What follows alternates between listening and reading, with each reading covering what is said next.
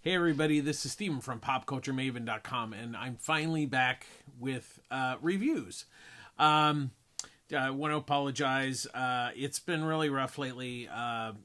Basically, what has happened is a really close friend of mine had to go to the hospital, so that kind of threw a monkey wrench into a lot of different things.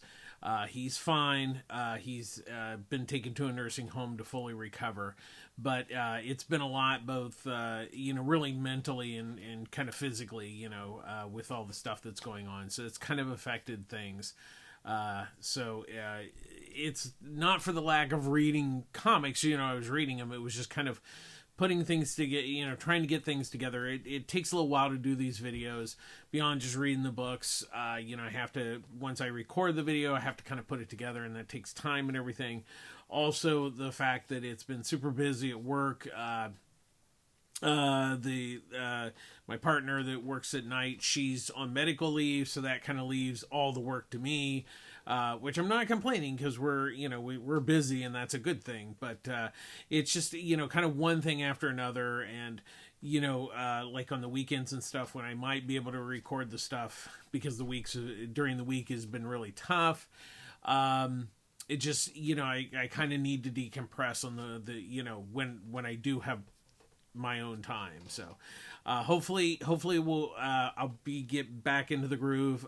So we'll start with last week's books first, and then mostly number ones kind of throughout, and then we'll play some catch up with some other things. So let's just get going. First up, we have Zatanna number 1, written and drawn by Jamal Campbell. So this is there was previously the Zatanna bringing down the house, the Black Label book that Mariko Tamaki and Javier Rodriguez did. Now that was out of continuity. Not so much that this is in continuity. It's a 6-issue miniseries.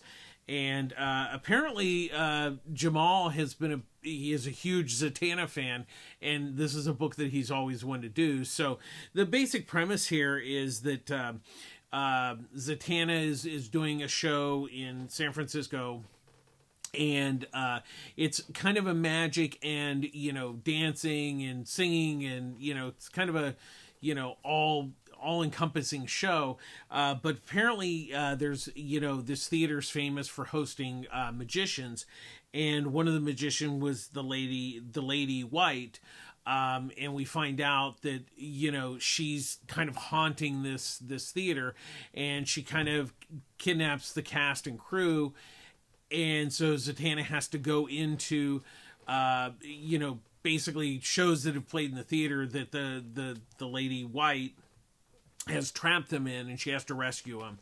And when she goes to rescue the last guy, it does not go well, and she gets trapped in there. So it'll be interesting to see. I mean, obviously the big win for this book is Jamal Campbell's artwork. He is really a fantastic artist, and it's absolutely gorgeous book, and surprisingly the story's quite good. To match it, it's just it's obviously a good looking book, but it's got a really interesting story.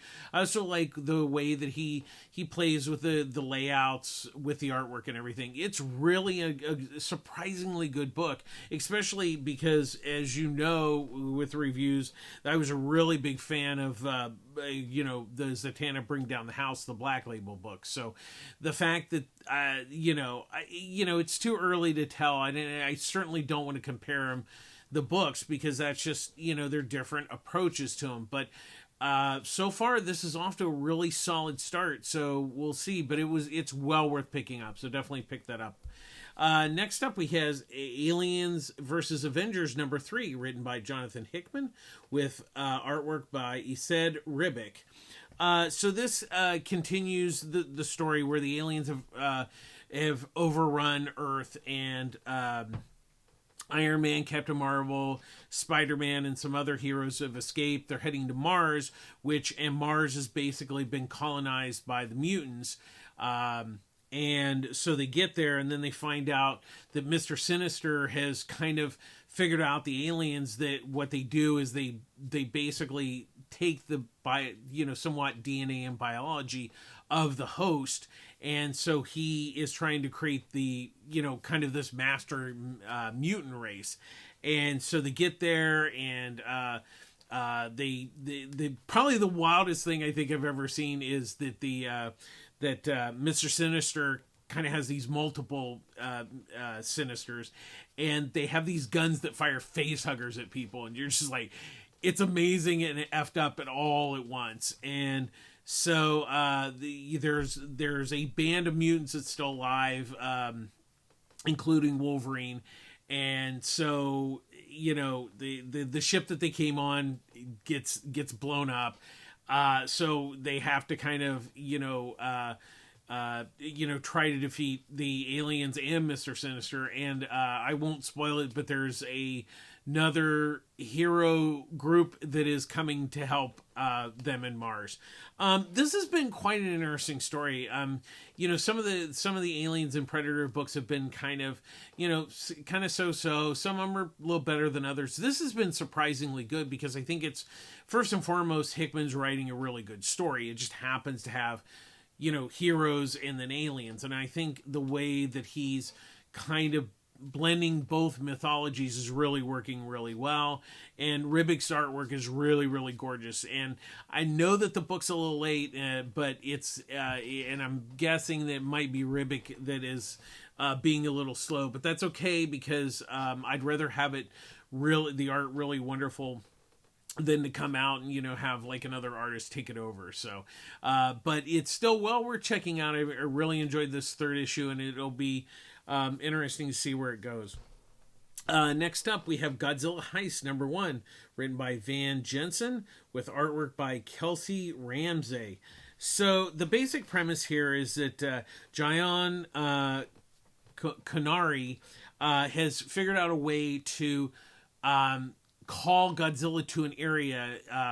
He's discovered a certain sound that will bring Godzilla. So what he has done is it starts off, he's doing a heist in Manila, and Godzilla comes in. So when Godzilla breaks the vault, he gets the money, he takes off.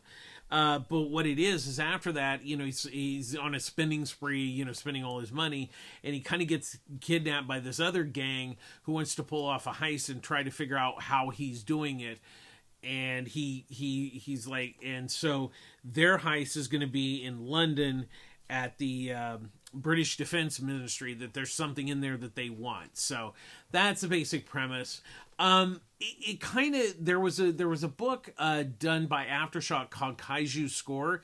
Now, it didn't have Godzilla, but it kind of somewhat had a similar premise. So that, kind of came into like my thinking on that, on this book, even though this is Godzilla and the other one was kind of generic kaiju.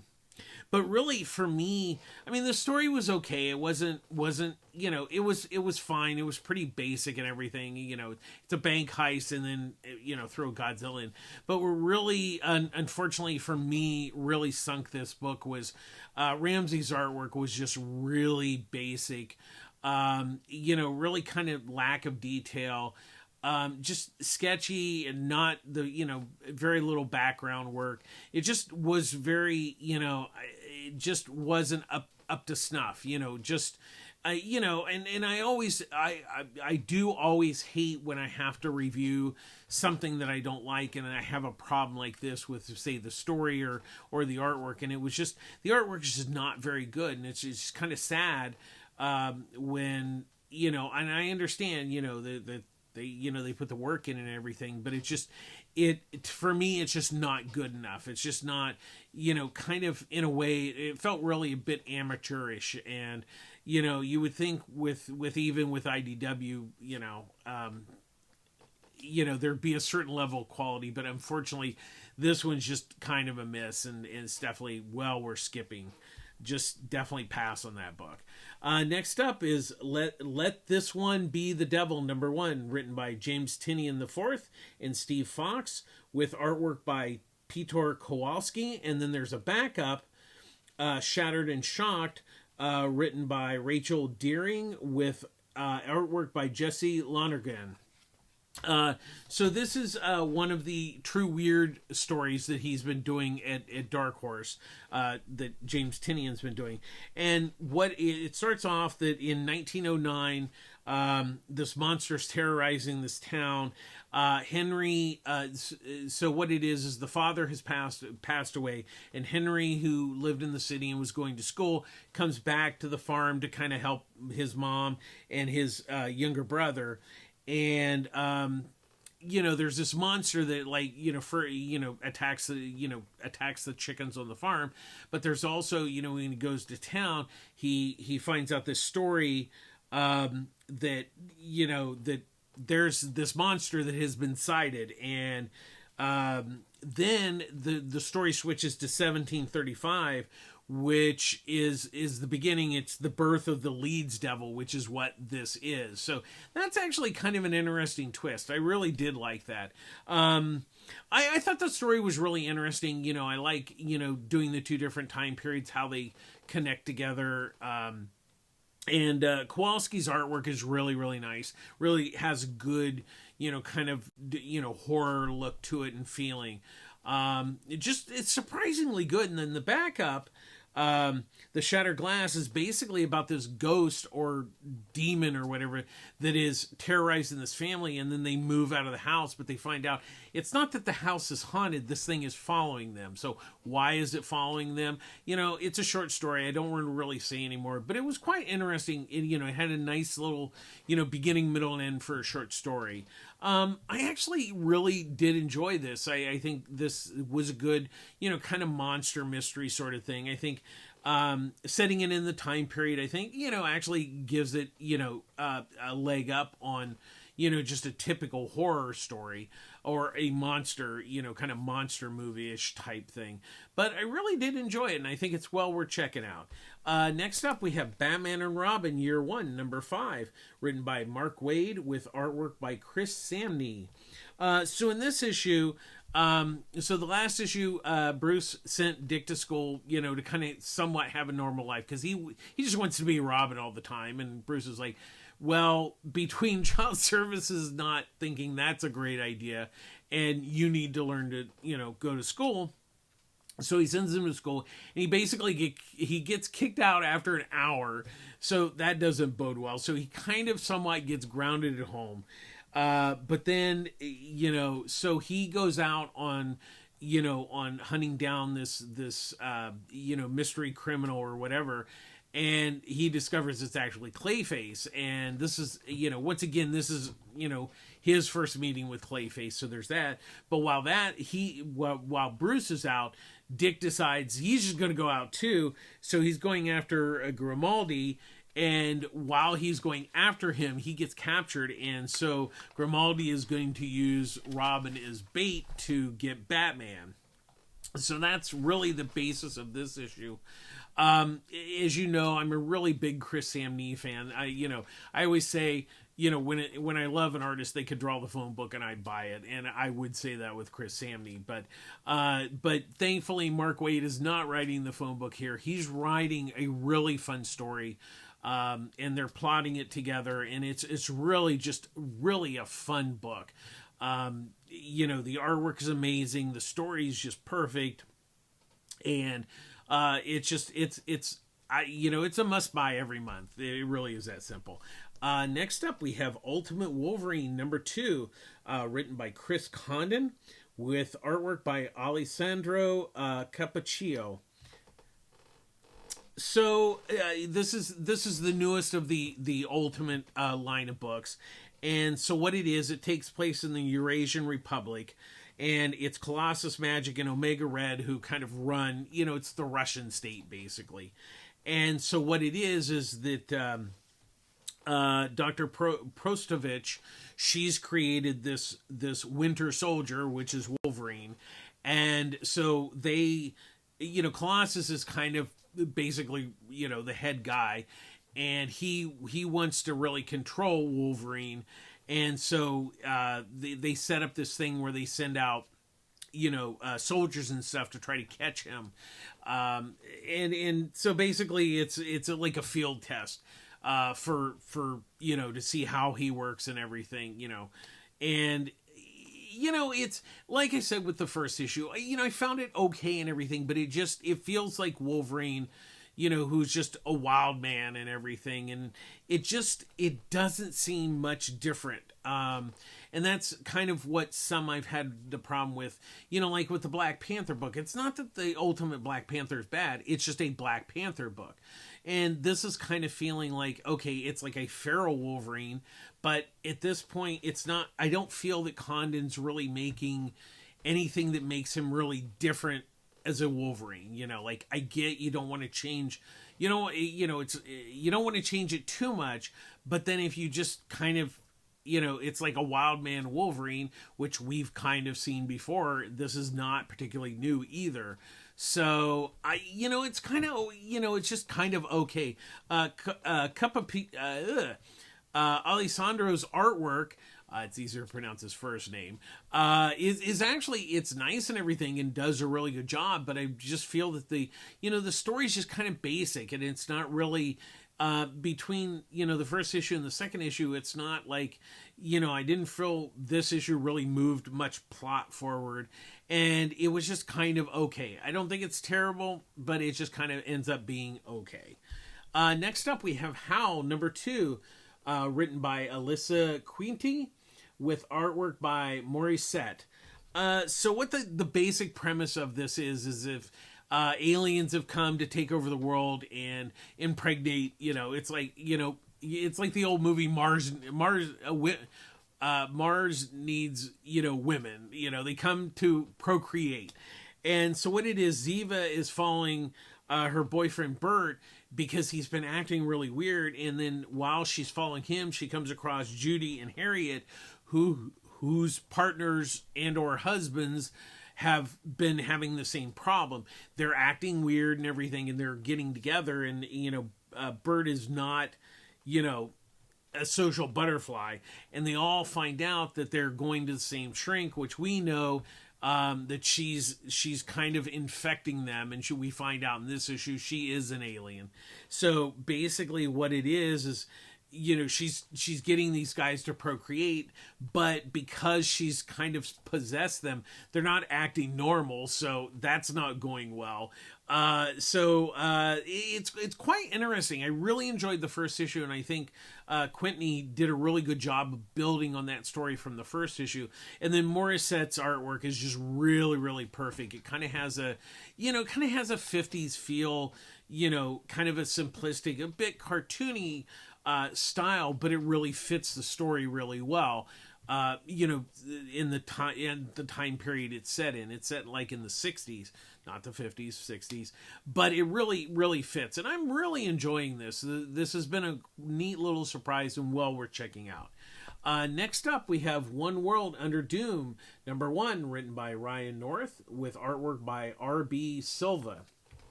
So the basic premise of this is that Doom has decided that, Latvian should rule the world, under one ruler, and he's outlawed, war, and if some countries go against him, he'll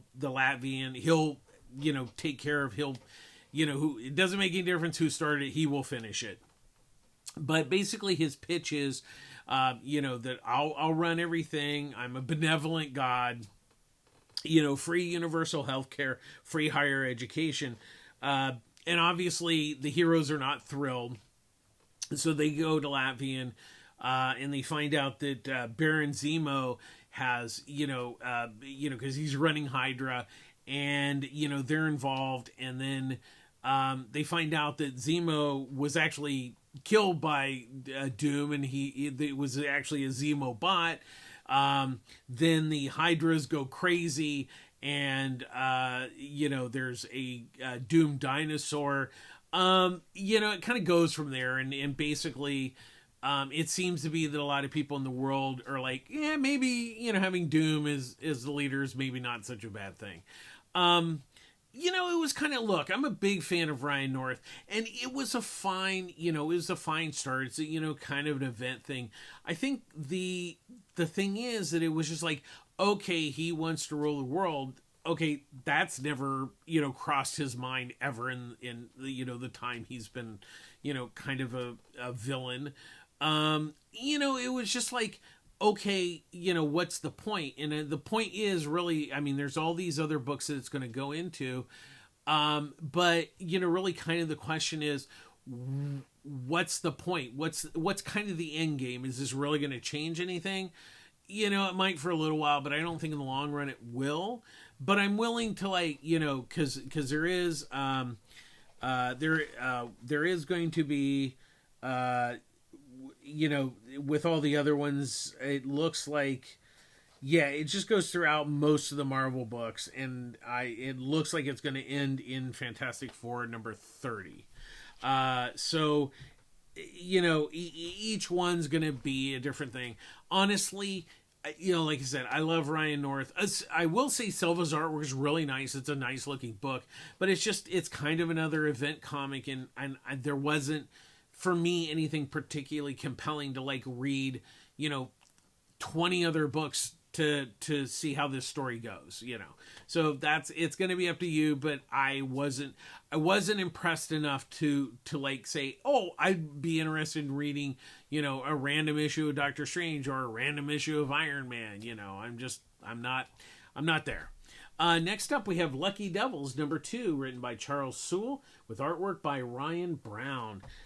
So what it is the two demons who are devils are basically, so they're Star and Cam. She's a nurse and he's a teacher, and so basically what it is Collar and Rake are trying to build their, because devils can't really do anything on a low level. Each level they get higher, they're able to do one of the the 7 sins.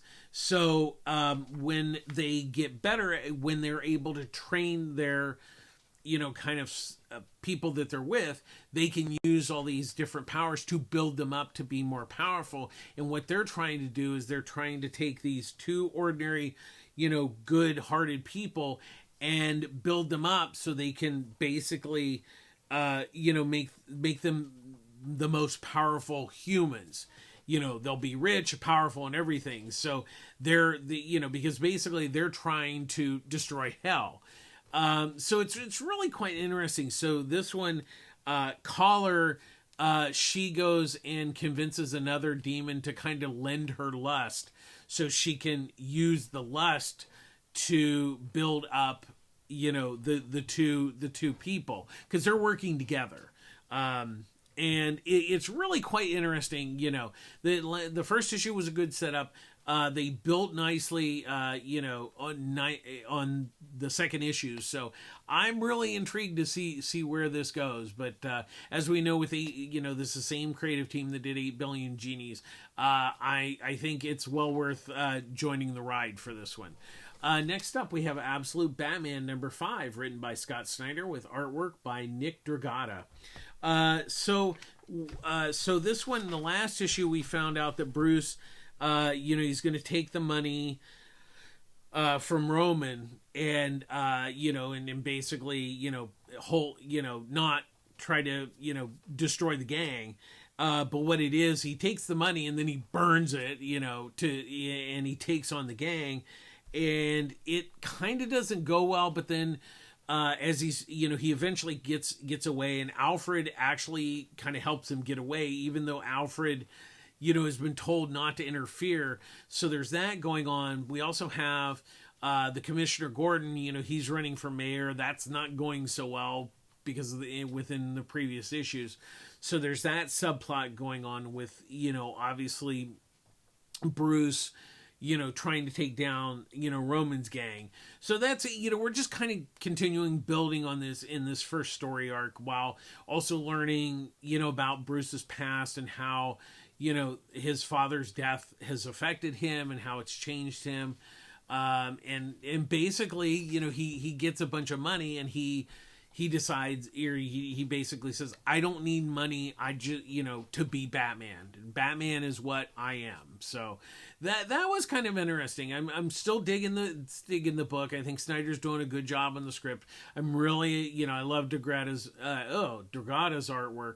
Is really quite nice. So continues to be, really, really, really good book. I mean, I'm still Absolute Wonder Woman's still my favorite, but the other, Batman, and then we'll be reviewing Superman coming up. So we'll get to that. But next book is The Hive, #1, written by A.J. Lieberman, with artwork by Mike Henderson. So what the basic premise of this is that there's Shay's this Hive queen, and they have these and people that are part of the Hive. They're able to kind of control people's minds and stuff. So what it is they they go on heist, and they like the first heist we see is an armored car, and they basically get the armored car to crash so they can get the money and everything. And it kind of goes south. It doesn't quite work out. But basically, this is kind of on the surface just a crime thriller. But, there's this kind of hive, and of course, like I said, Shay is the Hive Queen. And how they have these powers, we don't quite know. It was I think there was something really interesting in there, but it just kind of like, the plot's kind of convoluted. We're kind of introduced to a bunch of characters, but we really don't get to know them. And it's kind of the story's just a bit on the messy side. Like I said, I think there's some good ideas there, but unfortunately with it kind of the story being all over the place, it just, you just kind of don't care by the time you get to the end of the first issue. And that is obviously it's kind of, problem.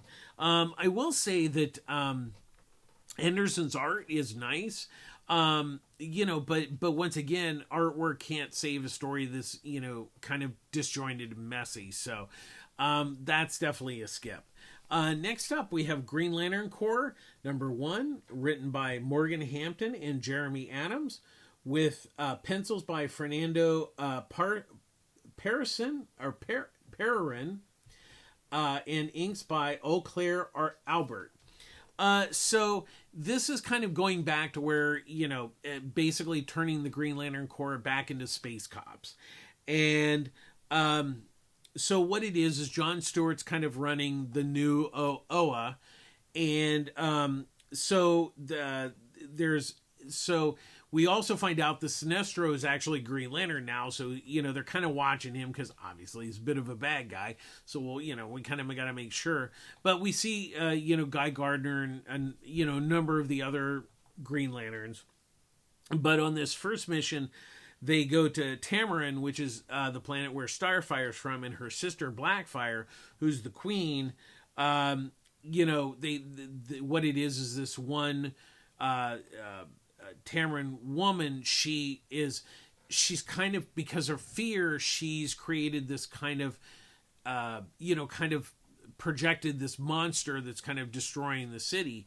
So when they get there, they, because what it is they're finding people that have these certain willpowers, and so they go and they offer her to be a Green Lantern, and then she's going to come and train. And that's kind of basically it's setting up, okay, we're space cops and we're trying to find people who can be Green Lanterns after, kind of the fall of, OA and all that kind of stuff. It was fine and everything. I think the one thing that did kind of bug me, it did seem like the dialogue was a bit on the heavy side. Where it just it kind of was there was a few times where it was a bit of a slog of a read. I don't think it was terrible or anything. I think it just it was pretty basic. It's not bad. It's not it's not bad. It's not great. It just kind of falls into, okay, this is nice, and we like Green Lanterns, but we need something more than that. I mean, it is just a first issue, so we'll kind of see where it goes from here. But the first issue was okay. It wasn't super compelling. I will say that Parin's artwork is nice and everything. It lots of great detail and everything, but like I said, the story was kind of so. So we'll kind of see. I think we'll give it another issue and kind of see if can kind of pick up. But the first issue's okay. It wasn't great. It wasn't terrible. Just kind of middling. Next up, mine is A Long Lonesome Grave #1, written by Justin Jordan, with artwork by Chris Sheehan. So what this is Creed. He's been in prison. He gets out of prison. He goes back home. His wife is passed. We don't really know what happened to her, but we do know that his daughter's older now and she's estranged from him. So when he comes back, he comes back. There's this family or group that he was in called the Weavers, and they kind of have black magic, and they put spells and hexes on people, or things and people. So what it is he had money and stuff, so he'd been buried, so he gave the money to his daughter so she can get out of town. And then while he's back, apparently the Weavers are after him, and that in the course he has to he wants to make sure that obviously his daughter's safe, and since they're picking on him, he's going to get revenge. That's the basic premise. Once again, it was like an okay story. It kind of gets from point A to point B. It's pretty basic. I think this one also suffered from the art wasn't particularly that good. It was very sketchy. Backgrounds are kind of sparse, just really a lack of detail. I mean, it's not terrible, but it's just kind of like, it's okay. It's very middling art. Once again, I do not like doing, complaining about, books, but I just don't think it was good enough. And like I said, it just very sketchy and just lack of detail, just kind of like, when you have an okay story, but the art's not very good, at a certain point, you're just like, yeah, I'm kind of done with it. And unfortunately, that's what kind of happened with this book. It was just not that good. Next up, we have Bug Wars #1, written by Jason Aaron, with artwork by Hamid Azar. So what this is Slade and his older brother Sid and their mom go back to the house that they originally had, because their father was he studied bugs and everything. And so what it was is he had in that house, because they lived like in the city, they fancy house and everything, but when the dad died, they had to because of the debt and everything, they had to, because the dad bought these extravagantly rare bugs, so he got them into debt, and so they have to come and live in the house where their father died. Because what it was is his older brother Sid found his dad in the basement, and the bugs were eating him. And so so Sid really hates bugs because of that, and Slade actually likes bugs. He's very much like his father. And then he Sid's like figures out that Slade has some bugs, and he's got bug spray in his bedroom and everything, and he has like this beetle that is like his pet. And so while he tries to hide him in the basement, he comes across this amulet. It shrinks him down, and then but the beginning of the story, to kind of backtrack a little bit, is there's a giant bug war. And then, the bugs are, it's like different fractions fighting against. But then there's a big, like, storm that comes and kind of decimates. And we find out that is ultimately that it's Slade and Sid's backyard where this bug, the initial bug war started. So now Slade is part of the war. And so we'll kind of see now that he's small and he's trapped in the backyard. It was interesting. I think there's a lot of good ideas. I wouldn't say that I was totally sold on this first issue, but once again, it's very exposition heavy. So with that being said, I think the setup here is good. I think there's some good ideas. I like Azar's artwork is really nice. It's just, I think we're going to have to see what the second issue kind of brings. I think the premise is really good, but we'll kind of have to see where it goes. Because like I said, with this first issue, lots of setup. So that kind of like tempers, expectations. I wasn't blown away, but I did like it. So I think it's worth checking out. Next up, we have The Seasons #1, written by Rick Remender, with artwork by Paul Azur. I know I'm going to mess this up. Azursita. Okay, I will just call him Paul for going forward, because I apologize profusely for butchering the name. The basic premise here is that there's 4 sisters: spring, summer, autumn, and winter. That's their names. And it starts off with this where this Nero, Cairo, and Egypt, communications down. Nobody can nobody knows what's going on. When people come in, they don't come out. But we do see this carnival that has kind of come to town, and everybody's like holding mirrors, but we don't know what has happened. Whether these people are dead, they're possessed, we don't know. So then it cuts to spring. She's like a delivery driver. She drives a little motorbike.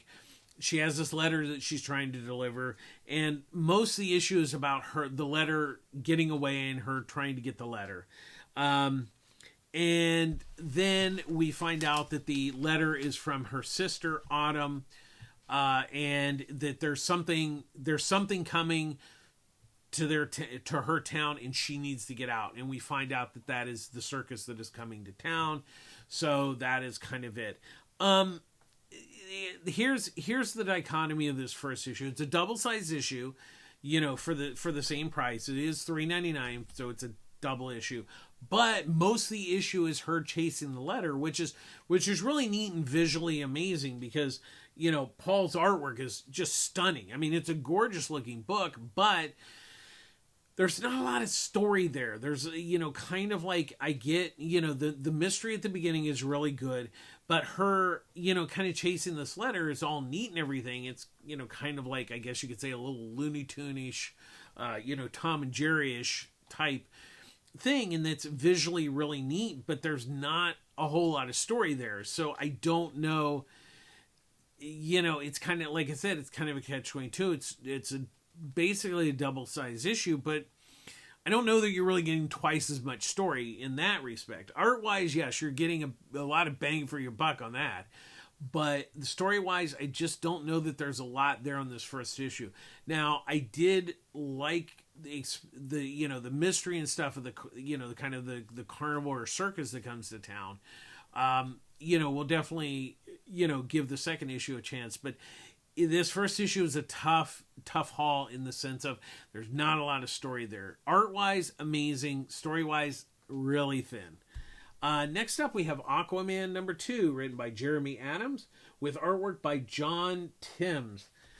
So Aquaman went through the Omega Symbol Gate, aka Dark Side, Apocalypse, and all that kind of stuff. Obviously, comes from the All In and special and everything. So he ends up in this desert world, and what it is Jenny Greenteeth, because there used to be water there, so she's like a plant creature, and so she captures Aquaman to bleed him to basically get water. She's feeding off the water, and so while he's in basically her dungeon, being bled to death, bleeding for water, he comes across Arion, King of Atlantis. And what's interesting about that is, back in 82, there was it started in Warlord, but there was a Arion, Lord of Atlantis.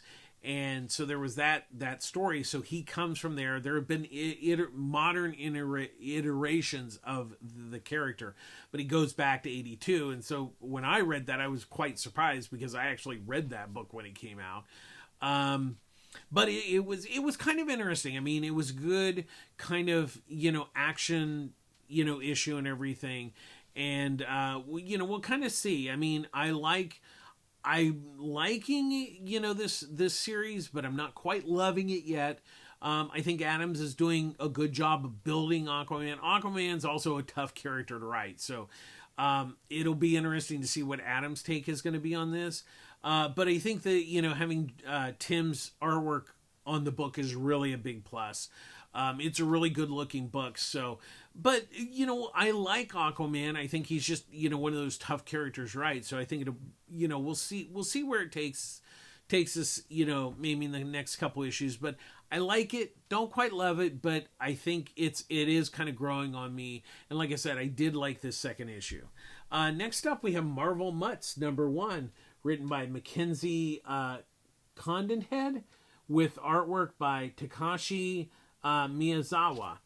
So what this is a reprint of an online comic from the Marvel Friday Funny series.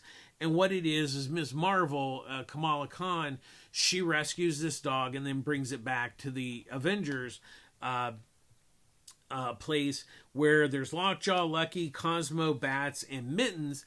And basically it's these adventures they get involved in as dogs, and they kind of, save things. It's very similar to, like, it reminded me of It's Jeff, in the sense of they're basically silent stories. There's not really much dialogue in the books. There's a little bit when some of the Avengers show up, but for the most part the dogs don't talk. And it's a cute little book. It's an all ages book. I found it fun.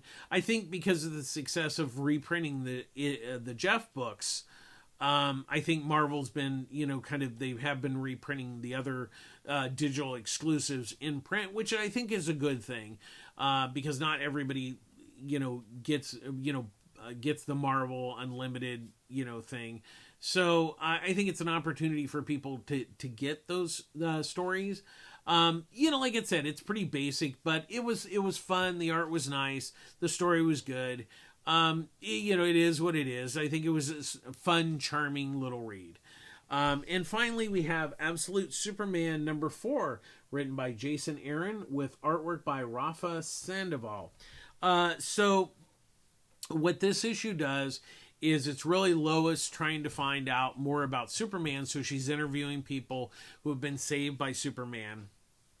And so she's also, going into an area where it's the Omega Men, who are these terrorists.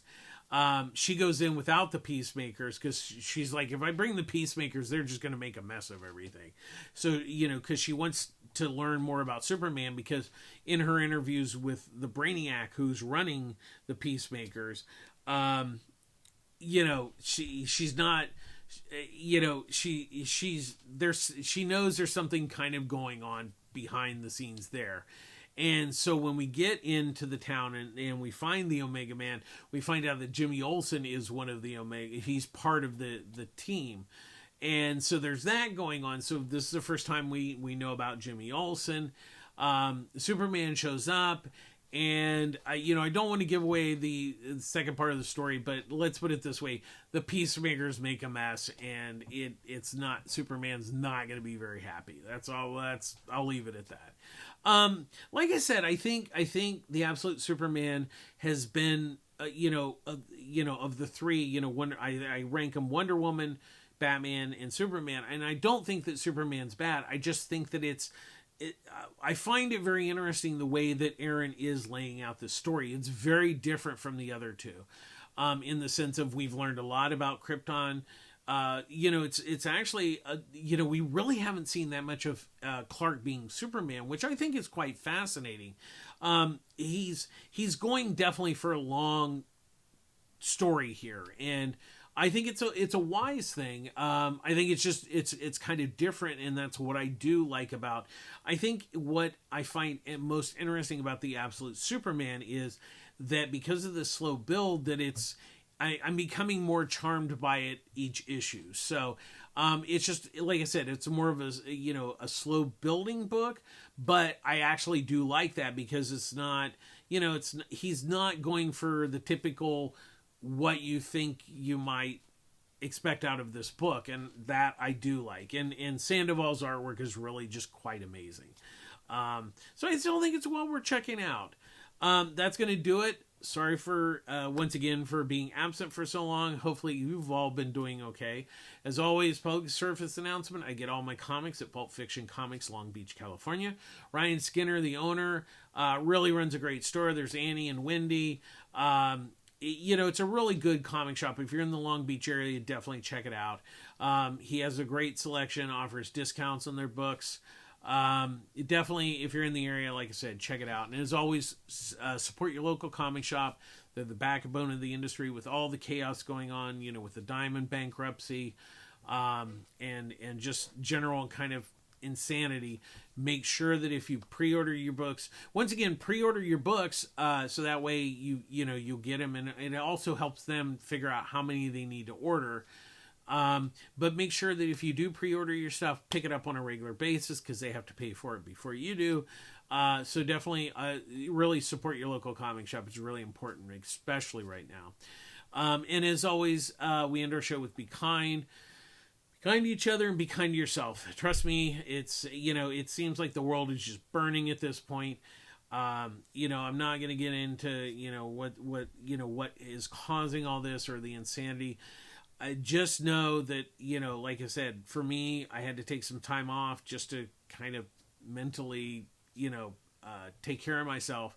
And it's tough. Trust me, I get it. And that's where being kind to yourself is really important. It doesn't have to be big things, just little things, just take some time for yourself. But also, when you're out, just be kind to others. Just little simple things, opening a door for somebody. If you're walking down the street, you don't have to start conversations with strangers. Just smile at people, acknowledge existence. It really makes a world of difference. And honestly, we need to be much, much more kind to each other right now. More so, I think we just need to, be positive and be kind.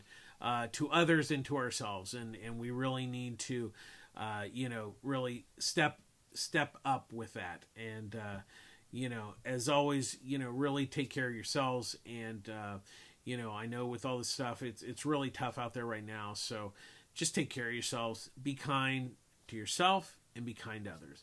That's going to do it for this week. I'll try to get back on track this week with this week's new books. But just take care of yourselves, and we'll see you soon. This is Steven from PopCultureMaven.com signing off. Take care of yourselves, folks. Bye-bye.